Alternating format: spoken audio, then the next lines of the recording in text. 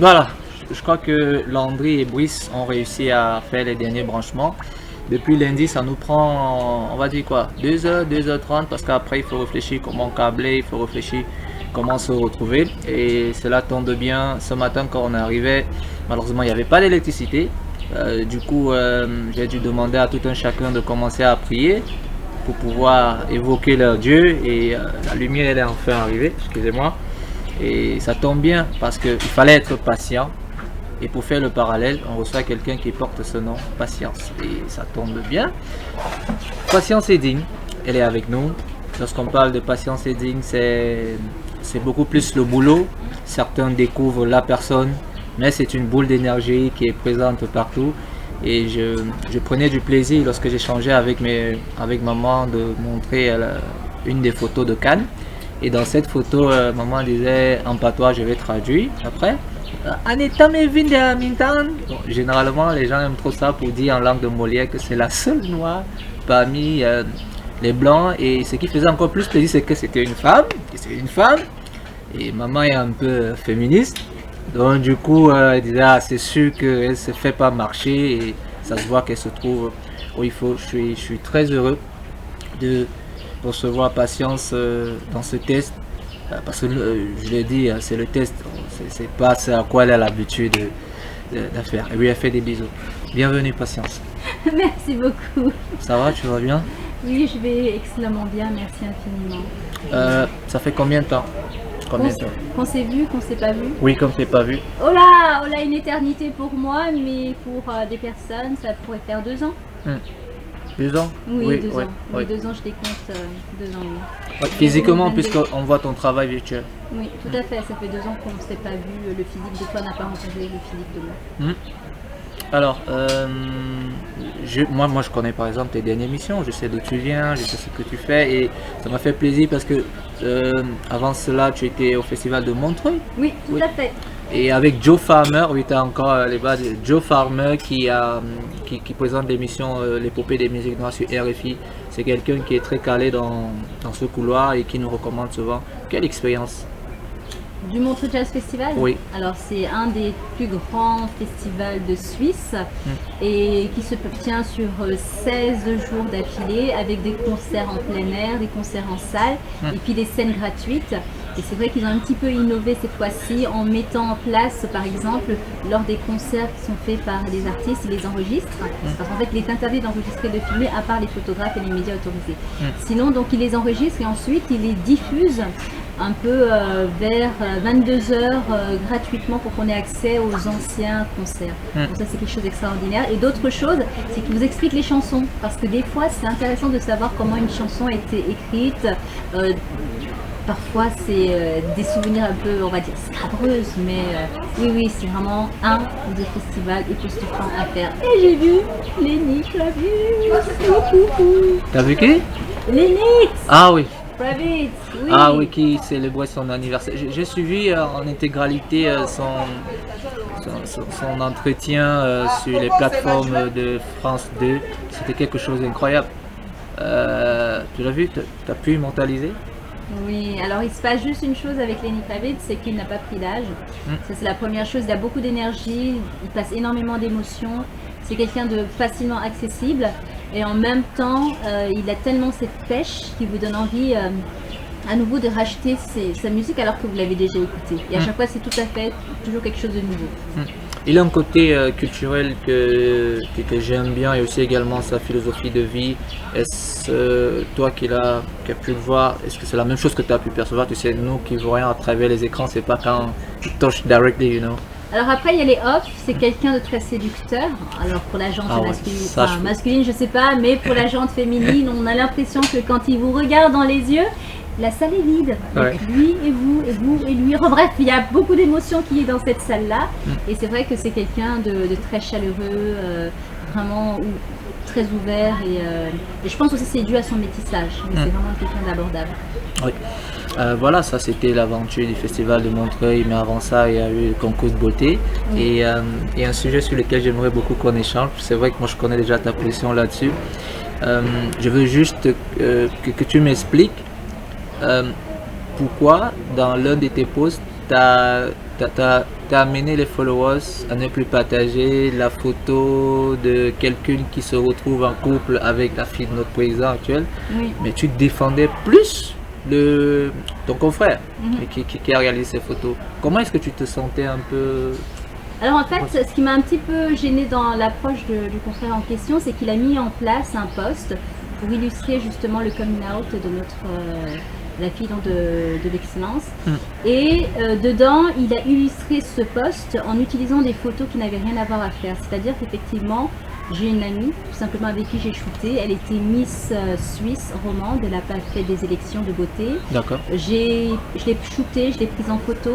Et donc, il est vrai que dans sa vie de femme, elle a grandi et effectivement, elle s'est mariée au mois d'août. Alors, il se trouve que les photos qu'il a partagées, c'est des photos que je connais d'elle. Oui. Donc, je l'ai reconnue immédiatement et en plus, elle m'a dit, voilà, donc je l'ai reconnue immédiatement. Et ça m'a mis mal à l'aise en lui disant, écoute, voilà, je lui ai même envoyé un Facebook pour lui expliquer en privé que j'aimerais qu'il retire que ces 2 photos. Après qu'il fasse son buzz, c'est-à-dire que c'est une nouvelle que, voilà, s'intéresse, je crois pas.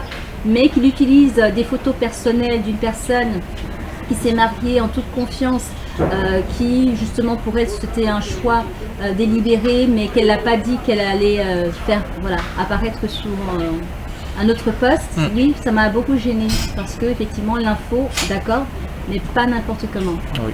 C'est-à-dire qu'aujourd'hui, malheureusement, sur Internet, on peut illustrer tout type d'événement, mais parfois, il y a des photos qu'on peut ne pas utiliser, sauf demander l'accord. Et il se trouve, en plus, comme c'est une Brésilienne, la personne qu'elle a épousée, effectivement, de mon ami, est une Brésilienne, c'est un DJ connu en Suisse, en plus, donc c'est pas n'importe qui, c'est-à-dire que la photo qu'il a choisie, c'est pas la photo d'inconnu. Oui. C'est la photo de personnes établies en Suisse, qui font de la musique, qui évoluent dans un monde du showbiz et dont on utilise justement leur L'image. Oui, leur image Ouais. pour véhiculer un buzz qui en réalité on n'est pas vraiment. Ah oui, après, pour nous autres, moi j'aimerais dire nous autres parce que moi étant là-bas, je sais un peu ce que c'est, tu respectes le choix de chacun vit sa vie, il est libre. Mais maintenant, c'est d'autres personnes qui ne perçoivent pas le message. Moi j'aime bien cette clarification parce que j'ai eu une amie qui m'a dit, ah tiens, il y a la célèbre photographe qui a dit quelque chose, tu aurais pu prendre ça pour mettre ça dans la critique de l'article. Je lui ai dit non, personne ne s'est engagé sur Cameroun à rédiger à propos. Donc moi je ne vais pas également m'engager tant que j'ai pas encore vu ma radio sur pied, j'ai encore rien vu. Oui. Donc, je suis un peu prudent, peut-être plus tard, oui, on pourra essayer. Bah, écoute, ça me fait plaisir. Il y a eu les concours de beauté que tu as couverts et le tout dernier. Comment c'était, parce que tu me dis toujours à chaque expérience il y a toujours quelque chose de plus. Or, pour un autre on penserait que c'est une routine pour toi, mais il y a toujours something new. Oui, non, en fait en ce moment je suis plutôt sur plusieurs projets puisqu'il y a l'élection de Miss Global qui aura lieu je pense à la fin de l'année, on a surtout l'élection de Miss Universe. C'est vrai qu'ils ont décidé de travailler autrement, c'est une nouvelle direction qui a repris, faut pas oublier que c'est un label qui a été racheté, donc une licence qui a été rachetée. Aujourd'hui ils ont une autre façon d'approche. Parce qu'à la base, c'est quand même une licence qui appartenait à Donald Trump, il a passé un management, parce que quand il s'est présenté aux élections, il ne pouvait plus avoir ce genre de, on va dire, de boulet au pied. Il a passé un management américain qu'il a revendu à une franchise taïwandaise cette franchise taïwandaise est en train un petit peu de mixer le tout parce que oui, effectivement, à la base, il ne faut pas oublier que Miss Universe, c'est quand même une élection qui promeut la femme. Oui. Et aujourd'hui, on n'est plus dans cette élection qui promeut la femme, son élégance, parce que la pageantry, malheureusement, j'ai vu qu'elle n'était pas très connue. C'est-à-dire qu'il y a 2 mastodontes en fait de la pageantry, c'est la Colombie, on va dire 3, la Colombie, le Venezuela et les Philippines. C'est-à-dire que c'est l'art de la séduction. C'est vraiment un art de la cérémonie et pour ça, il y a des agrès. C'est savoir marcher, les catwalks, savoir s'exprimer, etc. Donc être authentique. Donc il y a énormément comme ça de petits agrès qu'il faut maîtriser et c'est un savoir qui se passe en fait. Malheureusement, il y a certaines Miss ou certains comités qui ne passent pas ce savoir aux autres Miss. Peut-être aussi c'est normal parce que c'est de l'investissement, ça demande énormément de sponsoring. Ouais. Et il faut savoir que derrière ça génère énormément de business. Il y a beaucoup de... il y a beaucoup de... Je ne vais pas raconter tout l'envers du décor, mais ça c'est important, oui, tout à fait. Justement, est-ce que cette accumulation de l'envers du décor que tu as, tu penses le mettre sur écrit? Parce que pour moi, je pense toujours que c'est aussi bien d'en parler de ce qui est behind the scene, comme ça quelqu'un saura mieux comment pousser ses pions. Parce que tu en vois tellement, parce que tu aimes à le préciser, moi je le dis puisqu'on échange beaucoup, que c'est toujours différent. Cet envers du décor, est-ce que tu ne penses pas à le mettre sur écrit, en dehors de ta carrière également que tu dois mettre? Parce que tout à l'heure, quand je parlais à mon équipe, Landry surtout, une fois que je donnais des références, il avait du mal à se retrouver. Mais quand il a vu la photo, il dit ah tiens, bah, il est venu là à l'oreille. C'est la petite femme qui a fait cette photo là. Ça fait 2 manuscrits. Oui. Tu trouves le temps pour ça? Alors je trouve le temps parce que le temps il est dans les avions, le temps il est dans les transports en commun et on attend énormément, on patiente énormément. Donc oui effectivement je trouve le temps pour écrire aussi bien des articles, aussi bien des livres, puisque là j'en écris pas mal puisque je travaille avec le groupe Hachette qui m'a permis justement d'agrandir mon réseau de distribution. Oui. Donc maintenant j'ai quasiment une obligation de sortir quelque chose parce que aussi quand on travaille dans le milieu de l'édition on est dans l'obligation parfois de sortir des choses. Et il faut dire qu'effectivement le monde de la pageanterie est très mal connu. C'est-à-dire qu'aujourd'hui on a la vision masculine du féminisme où on dit oui le féminisme c'est des femmes qui ont un cerveau et donc comme elles ont un cerveau elles ne doivent pas se balader toutes en maillot de bain, ça n'a aucun sens. Ça c'est le féminisme masculin. Pourquoi? Parce qu'en fait il faut savoir une chose, on met trop de pression sur les épaules des femmes. C'est-à-dire que quand elles sont enfants, on leur dit délibérément vas-y, joue à la poupée, joue à la poupée, joue à la poupée. Il n'y a personne qui lui dit joue au ballon. Non, on lui donne la poupée. Maintenant qu'elle est plus grande, qu'elle s'est bien amusée avec la poupée, que maintenant elle veut essayer les vêtements, là on lui explique tu dois avoir un cerveau.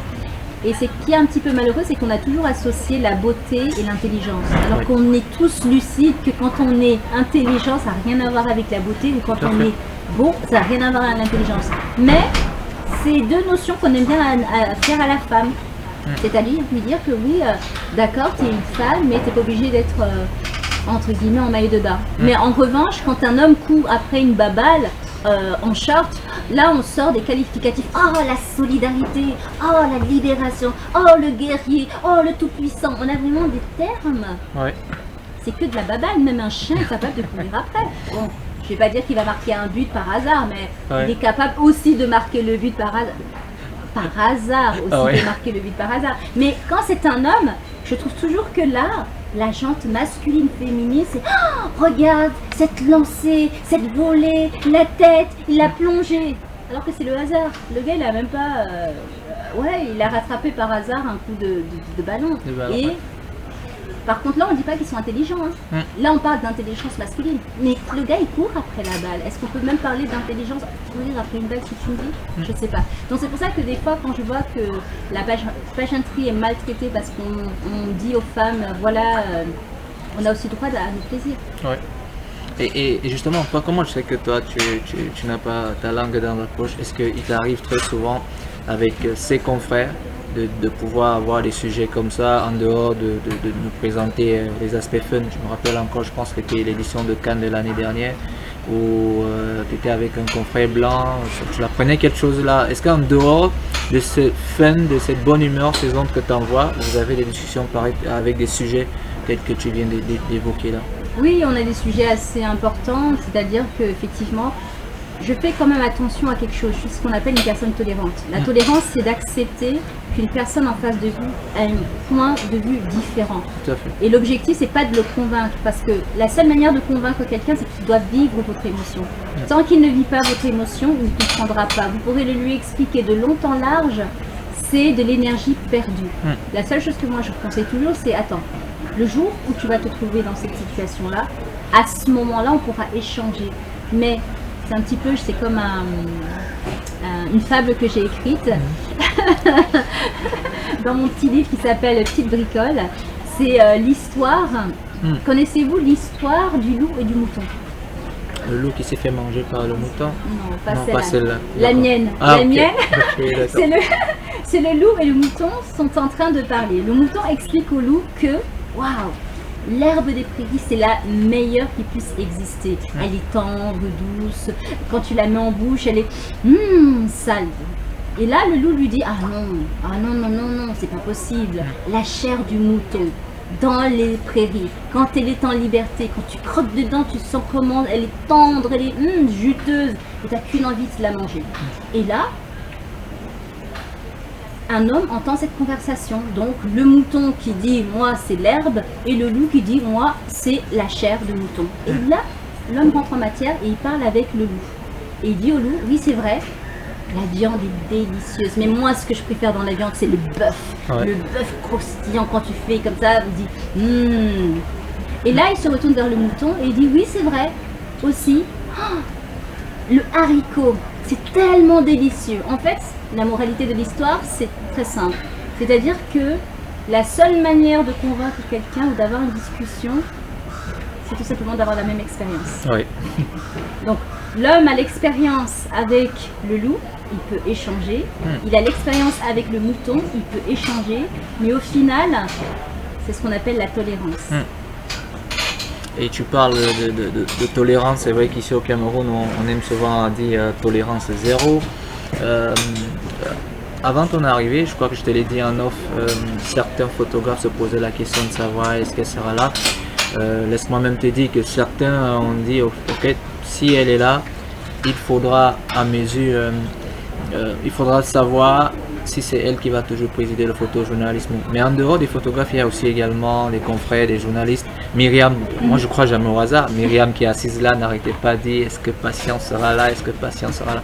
Jusqu'à hier, parce que hier nous sommes rentrés assez tard, elle avait encore ce doute à moi de dire non, au fait son vol c'était aussi, elle devait arriver là. Et curieusement, il y avait quelqu'un qui maîtrisait plus son programme. Je crois qu'il était très content, le premier te voir, c'est Papa Ekoro, qui disait non mais celle, je ne peux même pas la louper, même s'il faut que je prenne des vacances.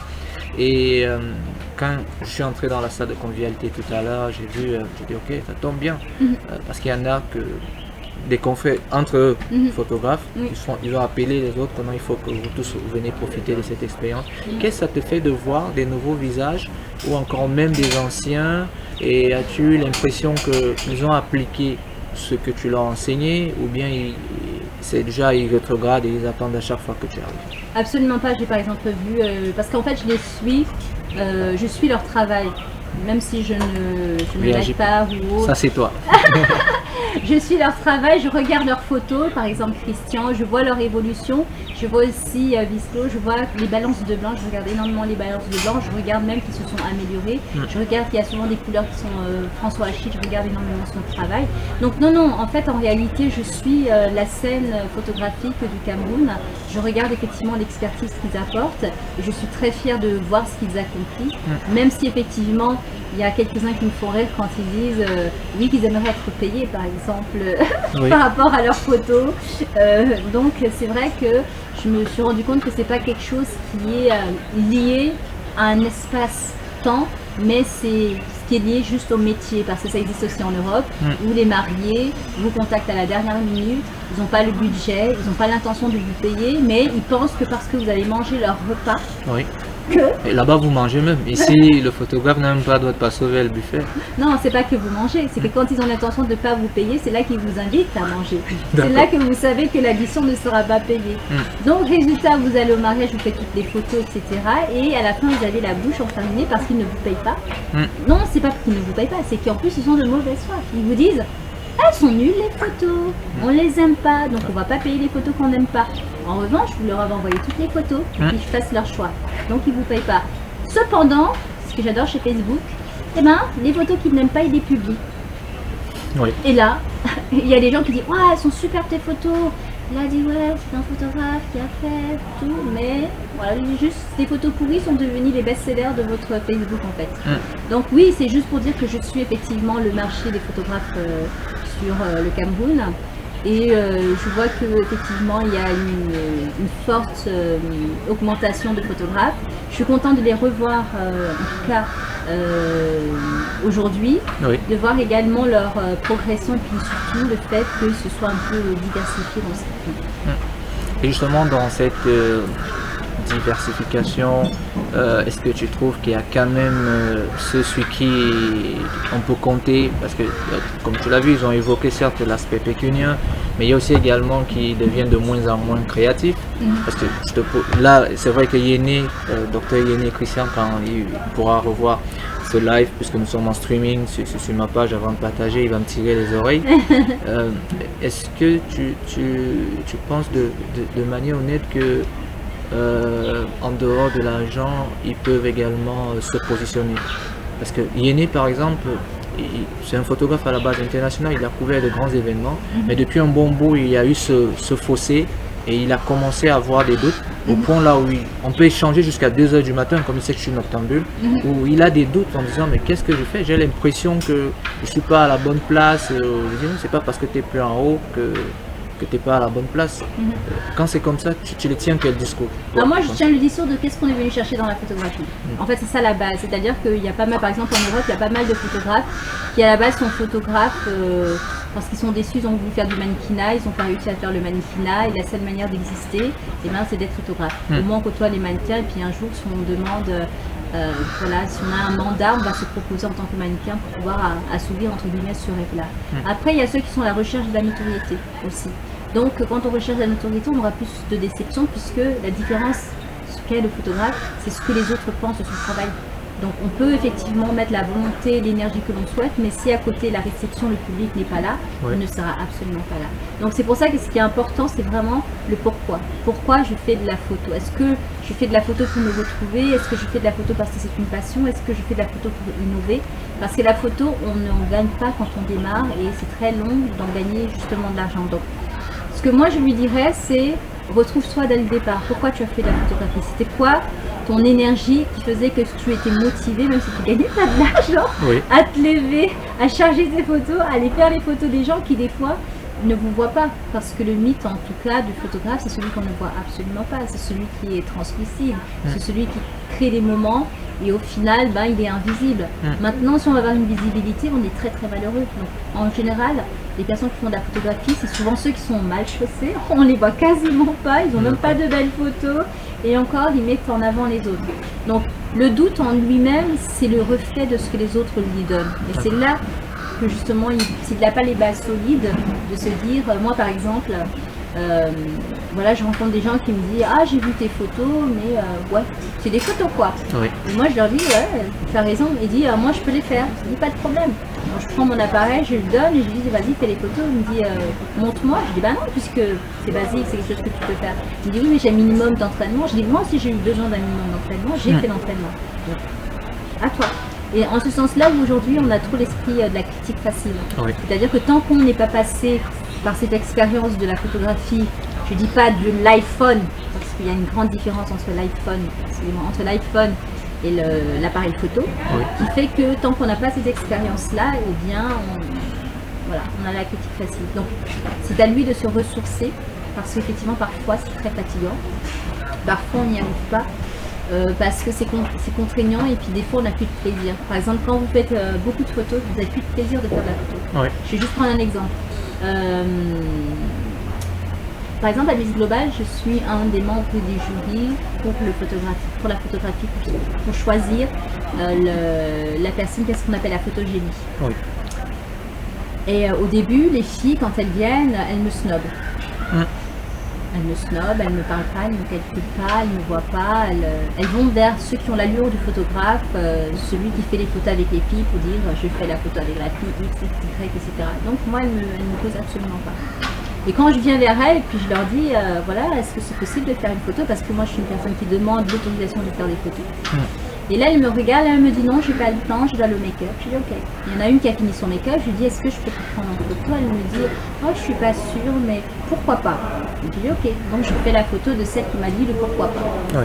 Voici maintenant que le management, puisque je suis un des membres de l'organisation, publie mes photos sur leur Instagram. Et là, brouhaha, tremblement, 1000 mots, qui a mis ces photos-là, le pourquoi, c'est du favoritisme. Et là, tout le monde est en train de critiquer dans toutes les Miss. Oui, il y a du favoritisme à Miss Global, il y a des photos qui ont été publiées, pourquoi là, je comprends pas, cette fille elle est pas jolie, elle est jolie sur cette photo, qui l'a prise.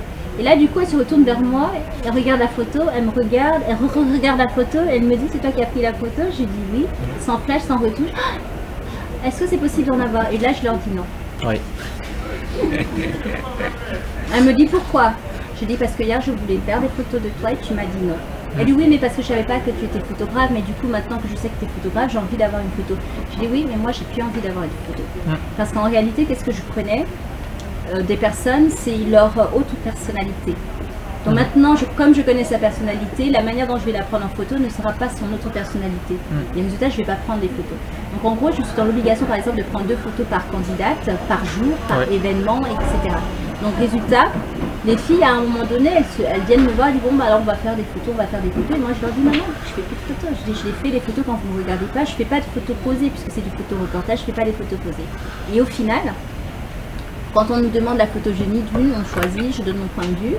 Et à la fin, les filles qui disent ah, il y a de la triche. Oui, comme toujours. L'organisateur a couché avec XY. Depuis quand elle est photogénique? C'est ma décision. C'est ça le pire, c'est qu'elles ne savent pas que c'est ma décision. Donc quand je les entends accuser l'organisateur, je me tais en me disant toi, mythomane, calme-toi. C'est simple. Toi, tu n'as pas voulu jouer le jeu, j'ai pas pu apprécier effectivement ta photogénie.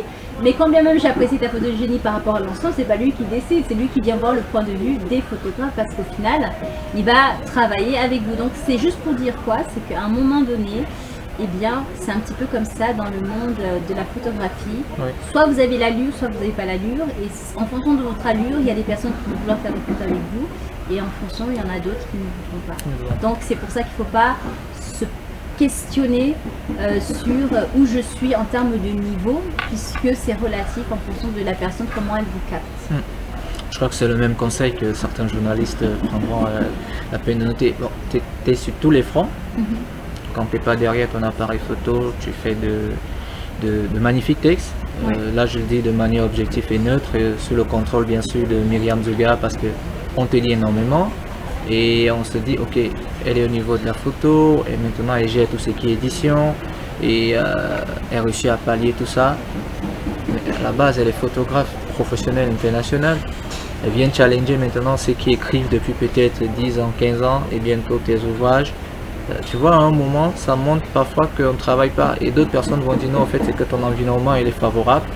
Pourtant, je crois qu'on part tous sur une même ligne, et on fait avec. C'est pourquoi je te disais là, Laurie, calm down, ici c'est un mot de test, c'est pas comme ce que tu as l'habitude de voir, mais c'est là où on teste, on a quelques idées et puis on sait désormais sur quoi on peut partir. Dans ce cas-là, qu'est-ce que tu dis à ceux-là qui veulent faire, qui t'a dit qu'ils veulent gérer des deux côtés? Ça tombe bien parce qu'il y a la cadette Patricia qui est là. À la base, elle a un diplôme, c'est-à-dire elle est licenciée en journalisme reporter d'image. Mais elle se retrouve beaucoup plus maintenant derrière les caméras, pourtant c'est une parfaite journaliste. Et ses débats avec ses parents, c'est déjà ok, on a remarqué que la photo peut te ramener quelque chose, et elle met de côté le photojournalisme. Oh, toi tu réussis à gérer tout ça. À la cadette, qu'est-ce que tu dis dans ce sens-là? Et aussi à certains amis. Alors il ne faut pas oublier une chose aussi, c'est que le journalisme c'est un métier qu'on apprend. Donc on apprend à être indépendant, à avoir une pensée, une critique, l'esprit critique le plus possible neutre avec des arguments. Et ce qu'on nous apprend, c'est pas l'entrepreneuriat. Donc vous pouvez effectivement être un très bon employé, un excellent employé, mais vous allez dépendre de l'opinion des autres. Oui. Et donc dépendre de l'opinion de l'autre, ça veut dire quoi? Ça veut dire tout simplement que l'opportunité de la créativité, de ce que vous avez envie de faire, dépendra du bon vouloir de la personne avec laquelle vous allez collaborer, donc de votre environnement. Donc si vous êtes dans un environnement nocif, vous avez plus de chances de stagner. Oui. En revanche, moi j'ai quand même créé mon entreprise, voilà, j'avais 24 ans. Donc quand j'ai commencé mon entreprise, c'était à l'époque, il n'y avait pas internet, c'était dans le marketing, on avait le téléphone, on avait le BOTA, et il fallait téléphoner, démarcher. Oui. Donc déjà je suis quelqu'un qui est très proactive. Ça veut dire quoi? Ça veut dire que je vais chercher mon travail, mon job. Je n'attends pas qu'on me le serve. Je vais là demander à des gens qui vont me dire non. Et j'ai eu beaucoup de portes fermées. Je vais vous dire 200 non sur un, éventuellement. C'est pas oui, c'est éventuellement on va tester.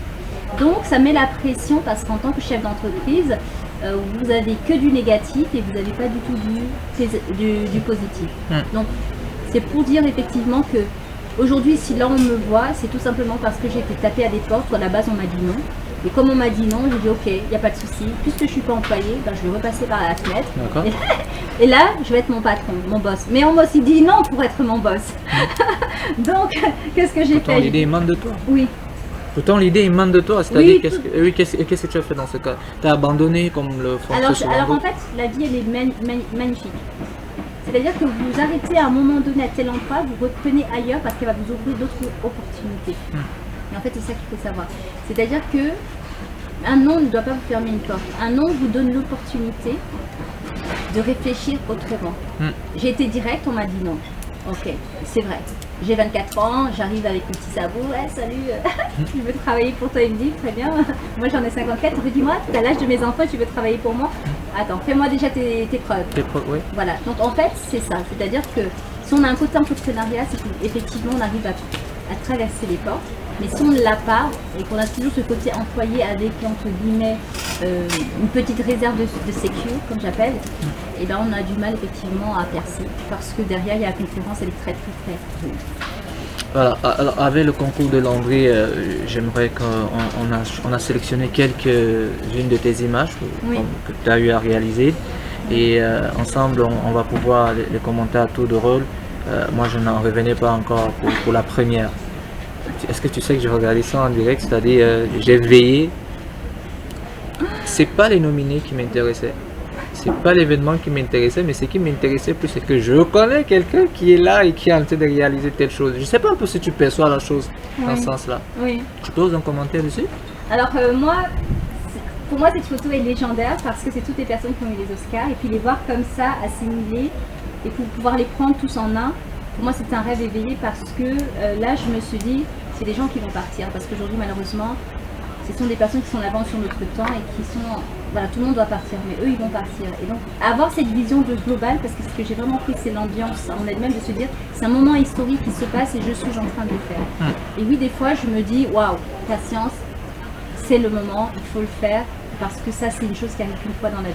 Oui, moi aussi, des fois, je me pince. Pour voir si... Are you kidding me? C'est real? Yes, c'est Next vrai, one. je suis d'accord. Oui. Alors, effectivement, ça c'était au Festival de Cannes, et je crois que c'était en 2000, si je me trompe pas, en 2022 ou 2023. Je pense en 2022. Et donc, c'est une artiste qui est arrivée. Alors, la particularité, c'est qu'elle est arrivée avec une robe gigantesque, magnifique, qui représentait l'Afrique. Elle était avec son mari, qui ne voulait pas la lâcher. Même si je faisais des signes en disant que moi, je veux la fille avec la robe totale, mais lui, pas forcément, donc il la collait. Donc, pour pouvoir l'avoir toute seule, c'était la croix et la bannière. Et donc, en fait, il faut savoir que si vous regardez le background, il n'y a personne qui prend la photo. Oui. Personne.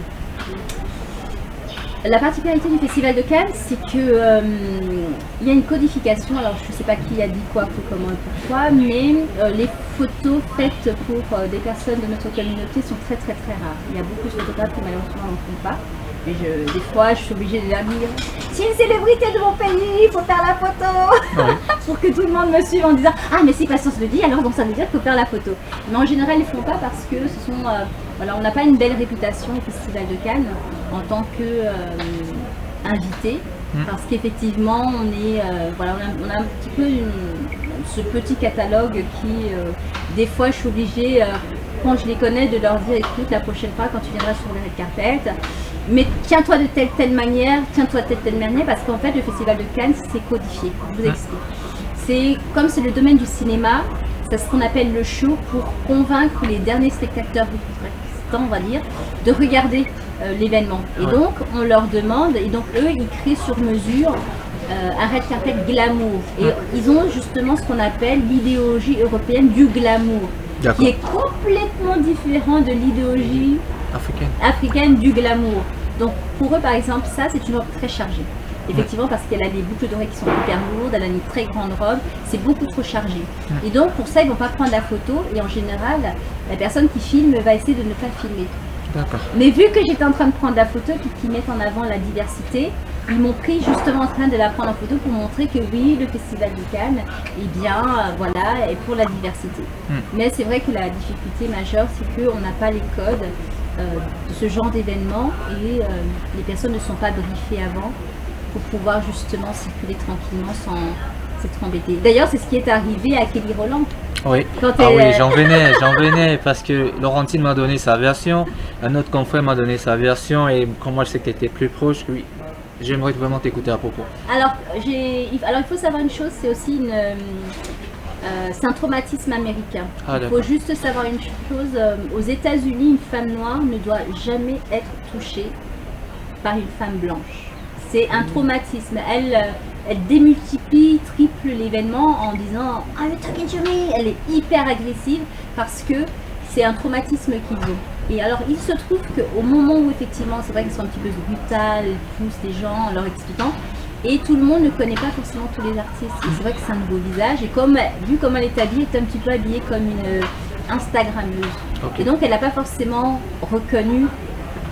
Ou aussi, c'est normal, c'est quand même la sœur de Beyoncé, c'est pas Beyoncé. Donc Beyoncé, on aurait fait autrement.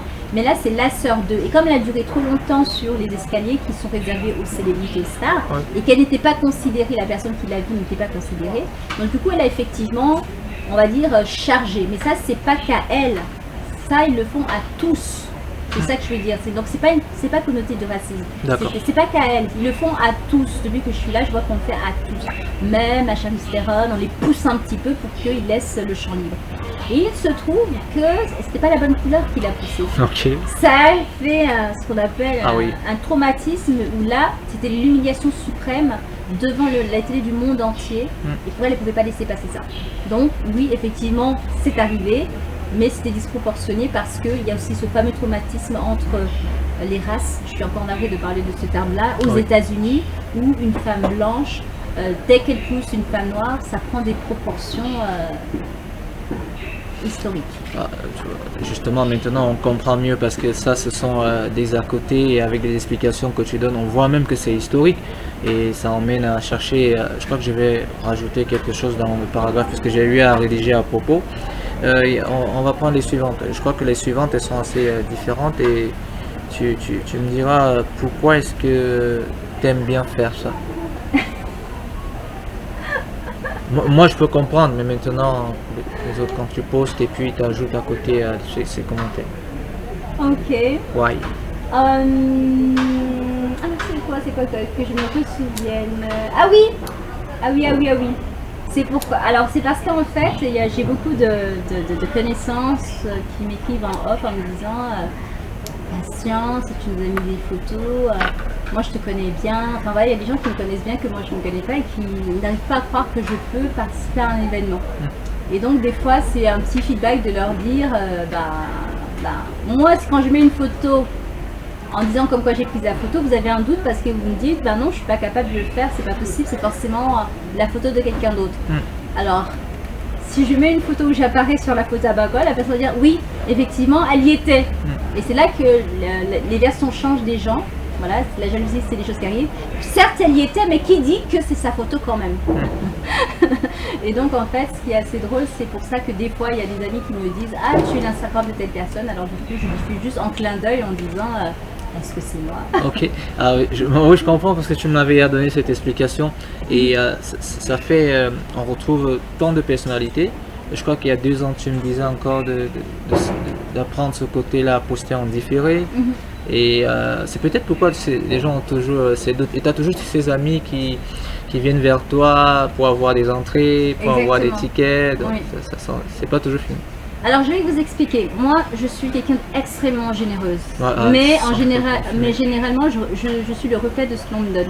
Si on me donne des cailloux, on recevra des cailloux. Tout à fait. Et je vais prendre un exemple. La majorité des personnes que j'ai en amitié, etc., eh bien, ne partagent pas de posts. Elles ne m'écrivent absolument pas. Je n'ai pas de problème là-dessus. En revanche, lorsqu'elle m'écrit pour une place, elle me dit Patience, on a vu que tu fais des fashion week de tel endroit, on y est, est-ce que c'est possible d'avoir des places?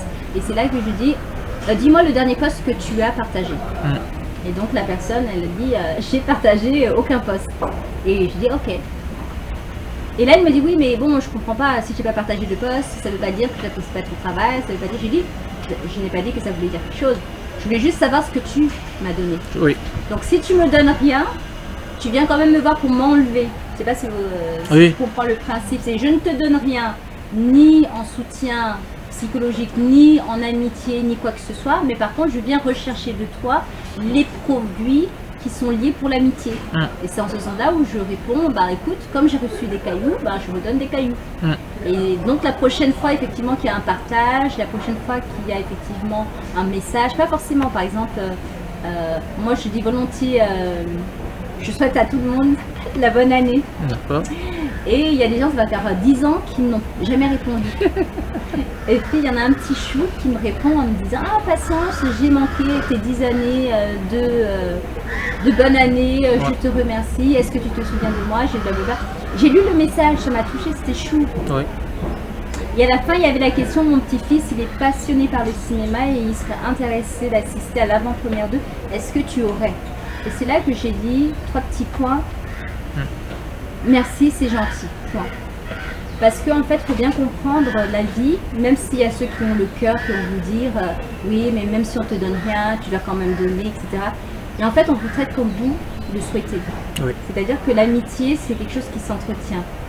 S'il y a des gens qui effectivement estiment que c'est pas le moment, c'est tout à fait normal parce qu'on n'a pas forcément le bon timing pour apprécier certaines amitiés. Et donc il faut des fois laisser. Mais en revanche, quand on vient juste pour prendre et qu'on ne construit rien derrière, que ce soit l'amitié, que ce soit des souvenirs ou que ce soit, eh bien il y a très fort peu de chances en tout cas d'arriver à quelque chose. Donc c'est pour ça que oui, effectivement, je donne volontiers des places, mais comme je l'explique, à ceux qui me donnent de l'amour. Voilà.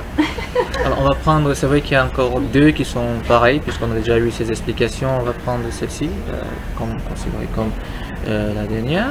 Ouais, voilà. Ah. L'avant-dernière, ouais. J'adore celle-là, c'est ma favorite parce que en fait, il se passe la chose suivante, c'est que il y a une salle des gouverneurs où on grave les noms. C'est-à-dire qu'en fait, quand ils reçoivent leur statuette, elle n'est pas gravée.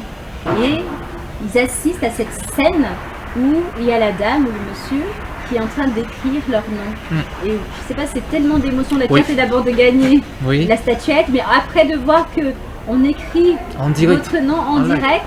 Et là, elle était sublimée parce que c'est vraiment un travail d'orfèvre.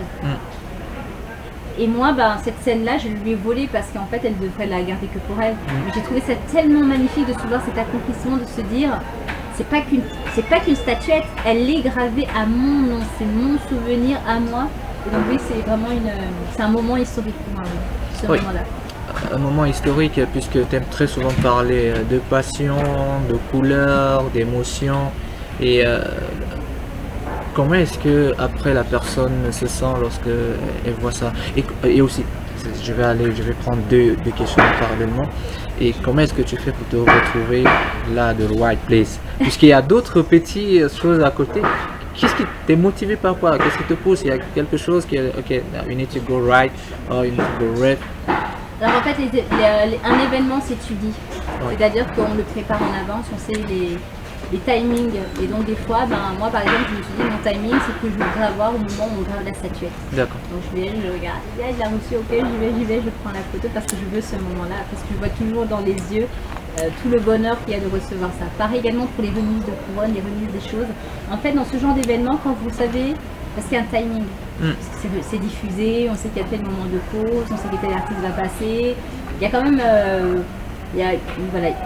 on sait quand même le timing. Et donc, à partir du moment où on connaît un petit peu le timing, c'est là qu'on se dit, tiens, c'est ce souvenir qu'il faudrait prendre, c'est ça qui va marquer, parce qu'en fait, il ne faut pas oublier aussi que j'ai quand même une stratégie qui est différente puisque je suis éditrice. Oui. Je vois un petit peu ce que fait les autres magazines.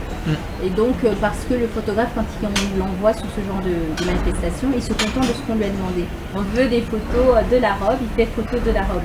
Il ne va pas chercher l'émotion. Oui. Et moi, je me dis, je ne vais pas faire la même robe. Elle a la même robe toute la soirée. Elle aura à gauche, à droite. Non. Donc du coup, ce que je vais chercher, c'est ce qui est différent justement des autres photographes. Et ce qui fait la différence, et qui fait que effectivement mes photos elles sont plus percutantes parce que je me dis, ça c'est l'émotion que le spectateur voudrait avoir. Il a besoin d'être dans cette salle d'alcôve où on est en train de graver comme ça, il regarde mais sans être vu. Je trouve justement que oui, ce sont des moments qu'il faut faire vivre au spectateur. Voilà, et je crois qu'il y a une dernière Landry. Ah oui, voilà. Curieusement, c'est avec celle-là qu'on chute. Tu vois, c'est avec ça que j'ai introduit l'émission. Là, à ces moments, il se passe quoi dans ta tête?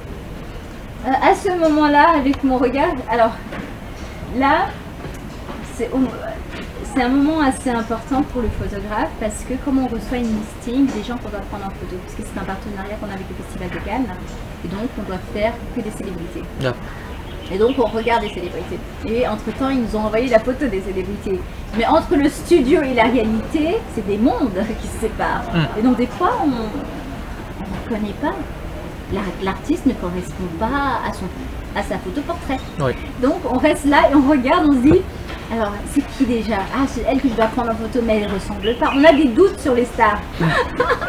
La coiffure, le maquillage, il y a un truc qui joue pas. Et nous on est là en train de se dire, dois-je prendre ou ne pas prendre? Et donc là en fait mon regard c'est une scène qui se passe, qui est que des fois on a on va dire des artistes qui sont habillés d'une manière que vous ne pouvez pas prendre en photo, vous ne pouvez que regarder. Oui. Et donc je suis parfois subjuguée quand je suis sur le red carpet, un petit peu la tête dans les étoiles à regarder ce qui se passe, mais je ne prends pas forcément ce moment-là parce que j'estime qu'il y a des moments qui ne doivent pas être pris en photo. D'accord. Et tu rappelles, moi je connais le nom, tu rappelles, parce que tu l'as mentionné, celui qui a réussi à prendre cette photo. Et à quelle distance il était? Alors, je ne peux pas dire. I don't know. D'accord.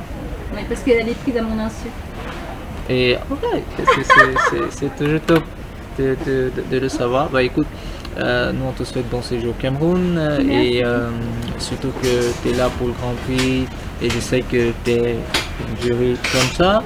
Parce que pour te dire, il y a ceux qui ont compétit qui sont venus me demander est-ce qu'on peut compétir ou bien est-ce qu'on a encore le niveau. C'est bien de le juger justement votre niveau et vous avez la personne indiquée qui est assez honnête parce que toi et moi on sait tous que les autres ils ne trouveront pas le temps. Il y en a qui font déjà des masterclass ici, tout le monde se lève parce qu'il a allé couvrir un événement international, peut-être une Cannes. Quand il revient, il se targue déjà en photographe. Mais par contre, l'approche, elle est assez différente. Oui. Et au candidat, qu'est-ce que tu dis? Même si je sais que demain tu vas parler, parce que chaque fois tu dis pourquoi, le choix et tout ça. Parce qu'ils sont à quelques heures des résultats. Il y en a qui vont faire venir toute la famille du village, ils ont payé le ticket et tout ça. Je suis en train de me mettre la pression là. C'est assez sérieux, surtout parce que ça je le dis parce que ce qui est bien avec les post-prod, c'est que ça reste. Surtout pour le geste énorme que tu as fait pour une fois que Laurentine l'a perçu, elle pleurait. Parce qu'elle m'a appelé, elle m'écoute Junior. Je ne savais même pas. Elle me dit viens, regarde ce qu'elle vient de faire. Et à elle de courir encore derrière le photographe. Venez participer avec sa petite voix là. Venez. On dit ah dis donc toi et tes histoires là, après tu vas choisir quelqu'un. Mais lorsqu'on se rend compte de qui est là, c'est toujours quand tu es parti.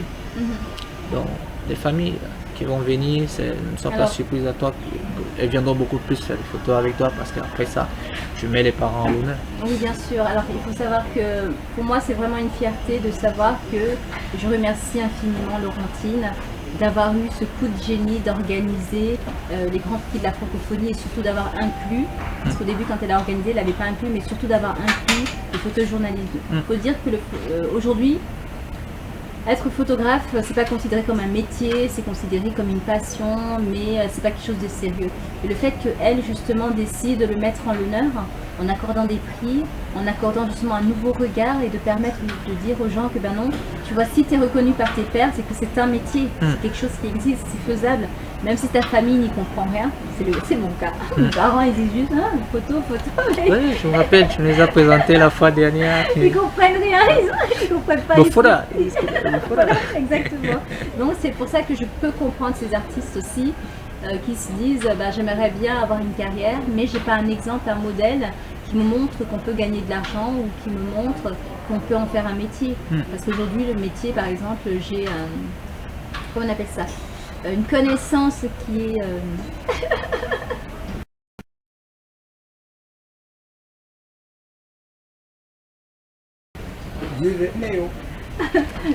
mais je peux c'est la réalité. Oui, on une connaissance qui sur Cameroun et qui a été un post sur Facebook parce qu'il fait beaucoup de négoces. Et donc là, je lui ai dit, écoute, ce que